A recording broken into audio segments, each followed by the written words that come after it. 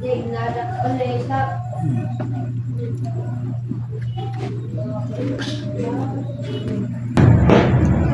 guys, for today's video guys, mayroon akong i-share sa inyo guys.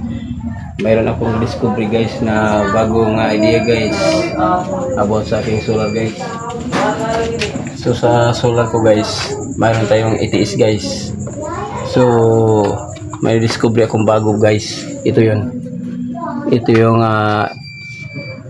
electric relay guys na 120 amperes at saka 250 volts. Ayan guys. At saka mayroon siyang supply guys na DC na 12 volts. Ito yun guys. So tatanggalin natin guys. Ayan guys. At bago natin ikabit guys, explain ko sa inyo guys yung disadvantage guys ng ETS guys, at saka itong advantage ng itong electric relay. Kung anong pinagkaiba dito guys. So unahin ko guys yung advantage guys ng bagong electric relay guys. So ang advantage nito guys ay mahina kumain guys ng kuryente sa ating battery. Kasi guys, ano lang siya guys, maliit lang siya guys na para bang relay guys na magtutulak dito guys sa contact point. Itong contact point ka dito, parang tagatulak lang siya guys. So maliit lang siya guys. At ang kinaganda ng ating electric relay guys, kapag ito ang ginamit natin guys, halimbawa guys, nagtatransfer tayo guys, galing tayo guys sa DIO at magsusolar tayo guys. Pag naon natin guys sa solar guys, walang fluctuate guys na makikita mo guys. Hindi kukurap guys yung ating ilaw. At saka kung sakaling gamitan natin ng computer guys, hindi siya guys mamamatay guys, hindi kukurap guys. Hindi kagaya guys itong ating ETS guys na ano siya guys, mahina guys ang kanyang ikot guys. Pag ganyan siya guys. Yan. At ang disadvantage ng itong ETS guys, kapag nag-transfer ka guys galing sa kuryente o galing sa solar, pag nag-DIO o DIO from solar, nag-fluctuate siya guys. Kung nakagamit, ginamitan mo guys ng computer guys, nakasaksak yung computer mo guys, namamatay yung computer mo guys. At isa pang disadvantage guys, malakas siya kumain ng kuryente guys. Kasi itong motor ito guys, itong motor niya guys, lakas to kumain guys ng kuryente guys. Itong motor, pinapaikot niya itong motor guys para mag-select siya guys kung saan siya makapoint guys. Kung halimbawa is naka-solar siya guys o naka-DIO guys, yan ang trabaho niya guys, iikot guys. Malaking motor yan sa ilalim guys. At saka may mga relay pa dito guys na nagpa-function siya guys. Dito rin kukuha sa ating battery. Kaya napag-isip-isip ko guys na palitan ko siya guys ng ganito guys, electrical relay. Mura siya guys. Ito guys, abot to guys sa mga 700 to 800 plus guys. Ito guys, 600 lang guys. At saka maliit lang siya guys, kukumpara guys. So ngayon guys, kakabit natin guys. So bago natin ikabit guys, explain ko muna sa inyo guys ang kanyang mga function guys. So mayroon akong ginawa guys na ano guys, diagram guys. Yan siya guys. Yan siya guys, explain ko sa inyo guys. So ganyan ang position niya guys. Yan. So dito guys, may ano dito guys, screw. May contact dito guys. Dito ka magkakabit guys. Kung ano ikakabit mo dito guys, pakikita ko sa inyo guys. Itong portion dito guys, ito yung ating DIO. DU natin guys, DU. At yung atin namang load guys, itong load. Ito, dalawang screw bolt din sa itaas guys. Ito guys. Ito yung ating load. At saka guys, yung nakalagay guys na coil. Yung coil. Ito yun guys. Ito guys ay dito tayo guys magkakabit ng 12 volts. Yan. Pwede baliktaran to guys. Kahit saan mo ilagay, positive or negative guys, magkapalitan guys. Okay lang. Okay lang siya guys. Susunod natin guys. Dito tayo guys. Ito naman dito guys na connection guys. Ito yung paglalagyan natin guys, bali dalawa. Ito yung paglalagyan natin ng solar. Yan siya guys. Yan guys, solar yan guys. Yan ang solar. So ngayon guys, actual natin pagkakabit guys, para malaman nyo guys. Tanggalin natin yung ating itis guys.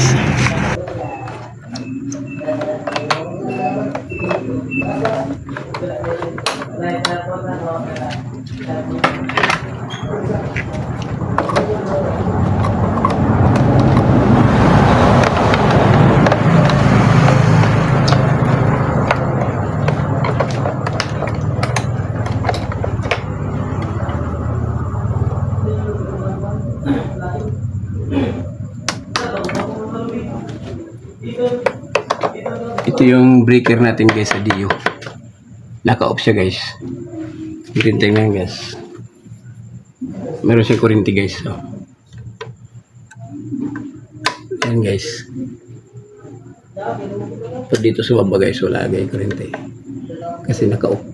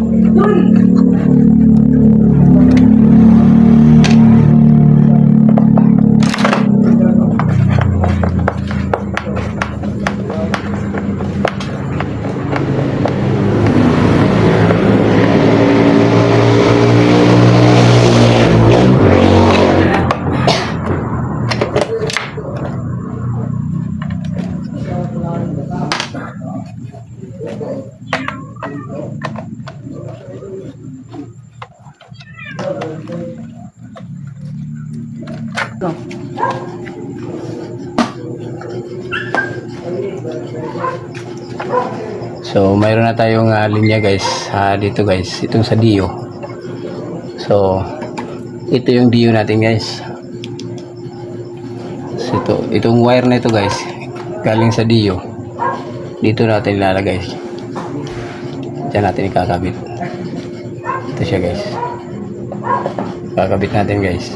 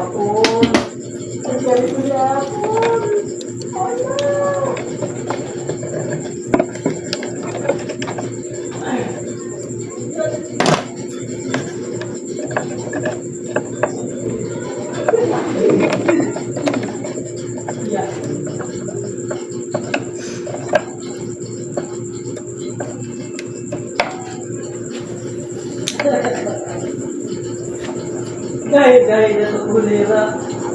Aba!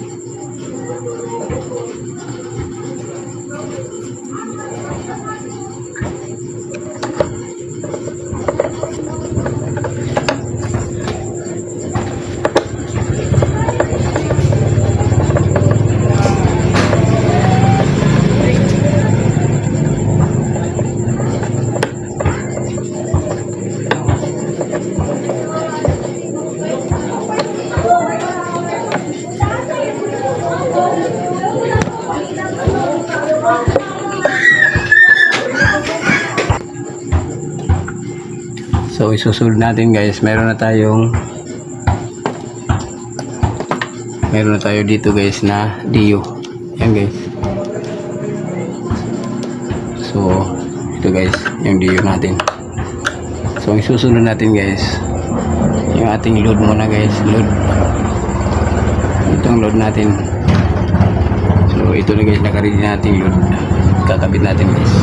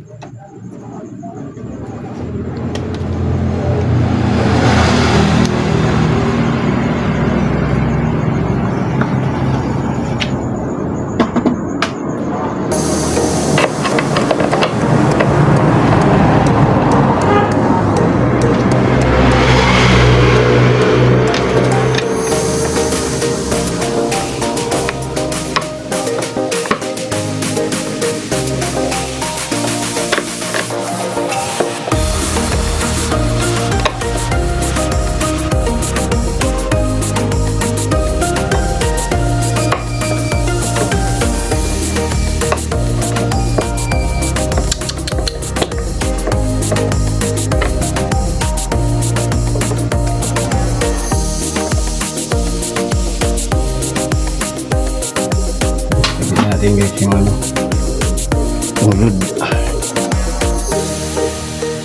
Ulod niya guys.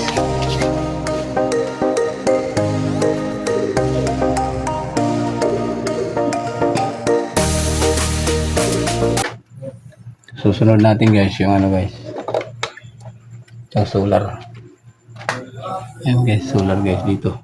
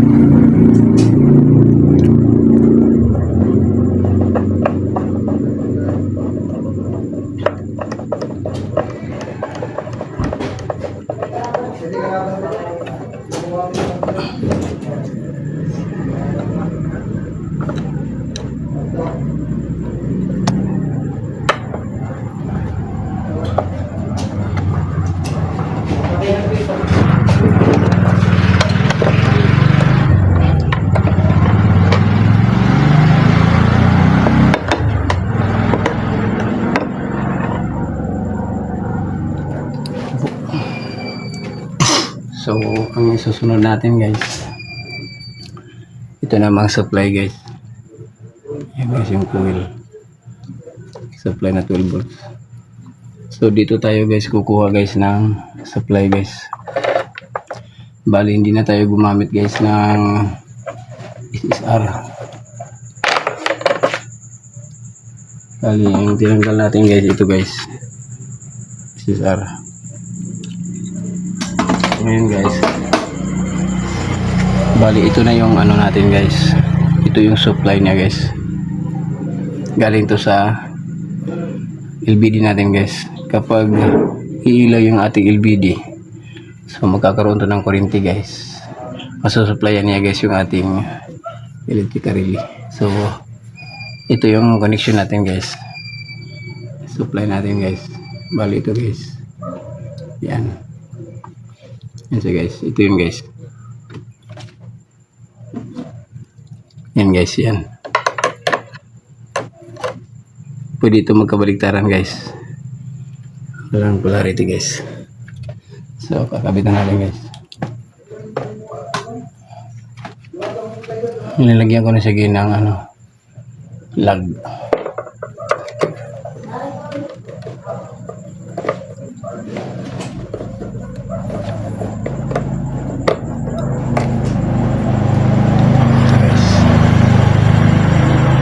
Pwede magkabaligtaran siya guys.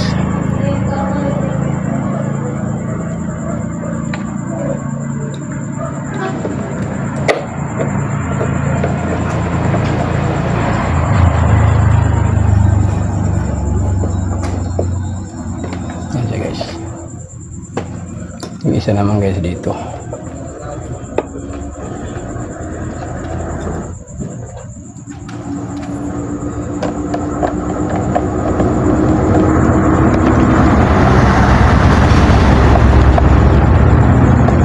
Ayun na kayo guys. Gabi ako nagkakabit guys kasi guys pag sa umaga guys busy kami guys sa tindahan guys. Kaya gabi ko na siya guys ginawa.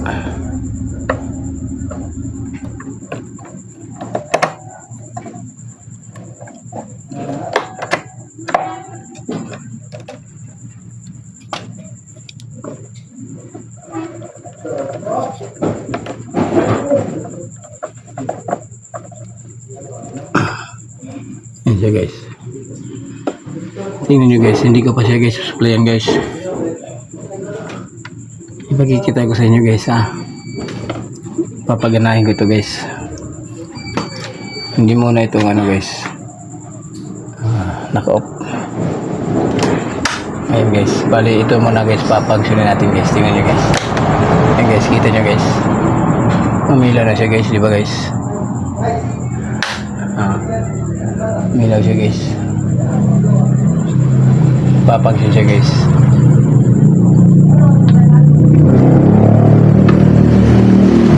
Kapag nag-on itong LBD natin guys, so magkakaroon siya guys ng kuryente.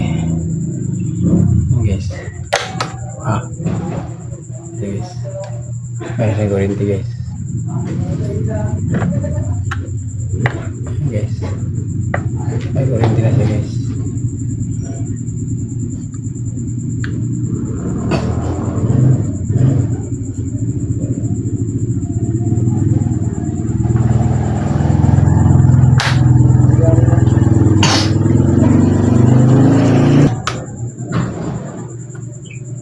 Pag naka-off itong ano guys, itong ating inverter, mawawalan kuryente guys. Wala pa namang, hindi ko pa ginamit yung video.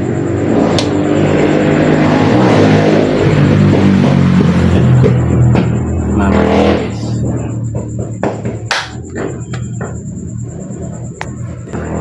Kapag naka-on yung Dio guys, diba ito guys?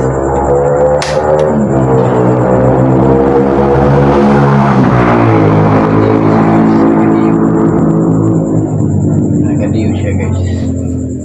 Yan guys. O natin iso lang guys.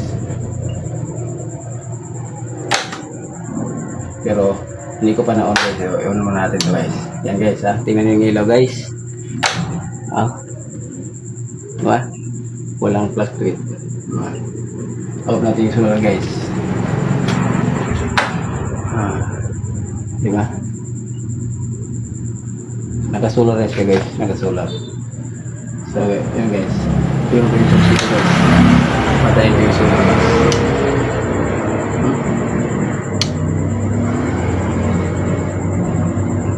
Apa? Diba naka-on? Ay, wag mo na ako butang i-switch.